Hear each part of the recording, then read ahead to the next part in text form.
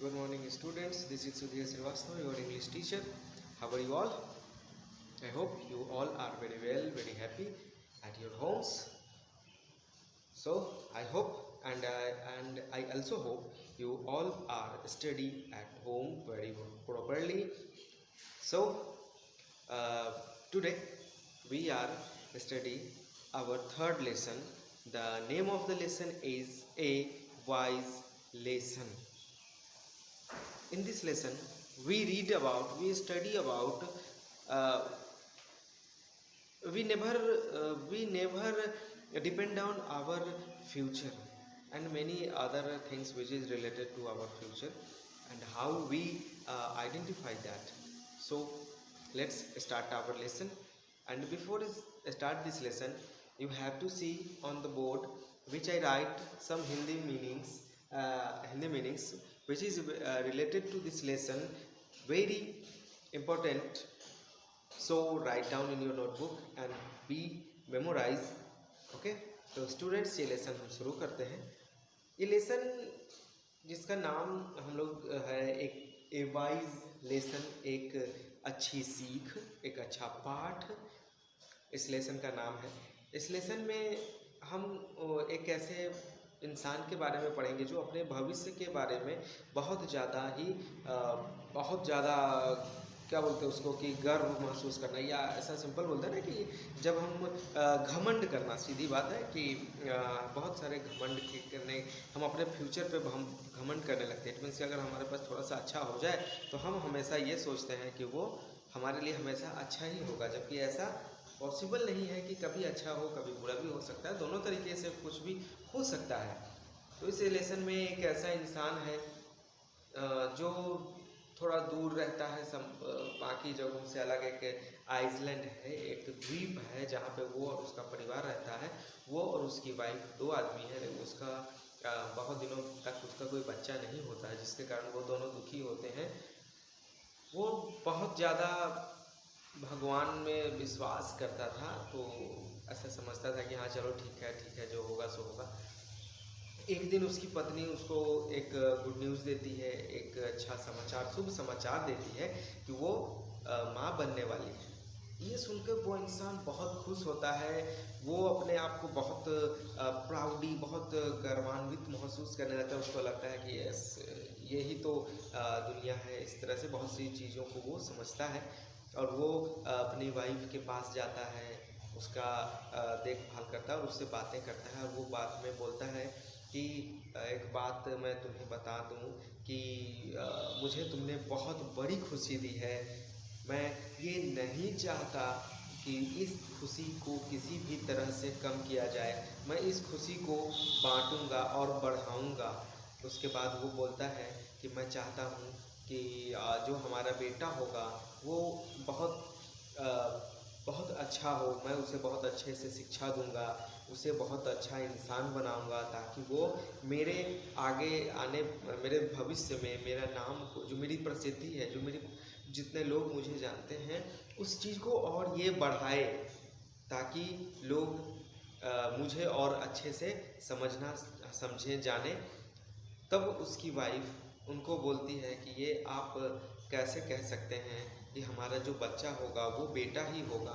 हो सकता है वो बेटी हो, और आप ये भी कैसे कह सकते हैं कि वो बहुत अच्छा इंसान बनेगा ही.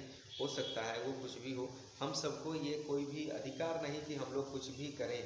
हम लोगों को सिर्फ और सिर्फ भगवान पे भरोसा रखना चाहिए कि वो सब कुछ वही करते हैं और वही करेंगे. मैं आपको एक कहानी सुनाती हूँ. बहुत समय पहले की बात है.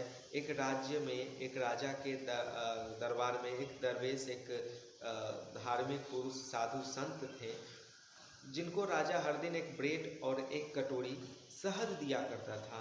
तो वो फकीर उस ब्रेड को खा लेता और उस शहद को वो एक जार में जमा कर रहा था, और जिसको वो हमेशा अपने साथ रखता, अपने सिर पे रखता था.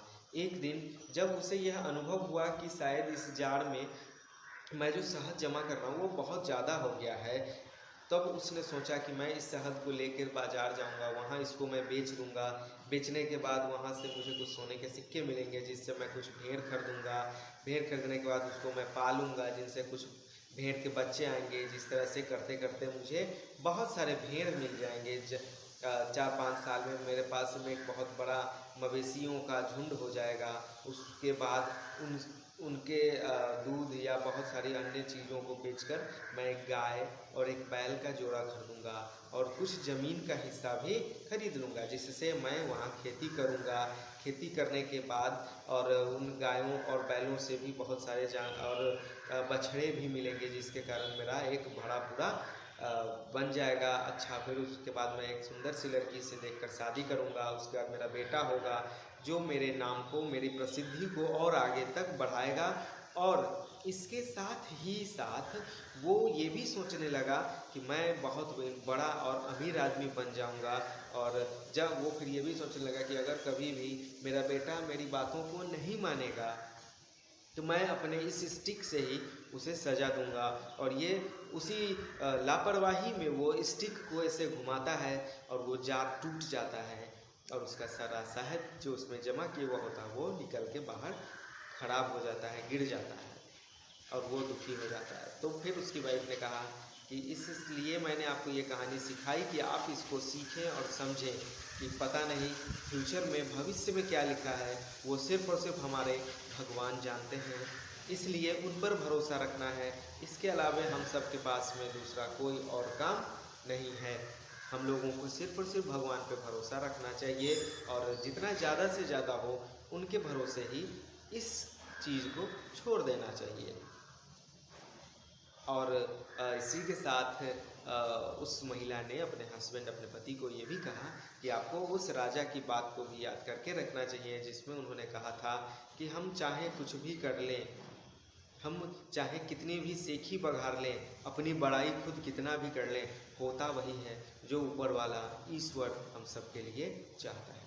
तो स्टूडेंट्स, सिंपल इस लेसन से हम लोग भी यही समझते हैं कि कभी भी हम लोगों को घमंड या प्राउड नहीं करना चाहिए।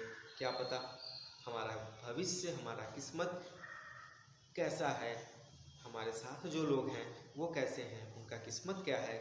इसीलिए स्टूडेंट्स, हम सब हमेशा ऊपर वाले के अनुसार ही काम करना चाहिए और अच्छा व्यवहार सबके साथ करना चाहिए। तो students, I hope you all understand this story and we write this words meaning in your notebook and we memorize once again. I say thank you. Have a nice day.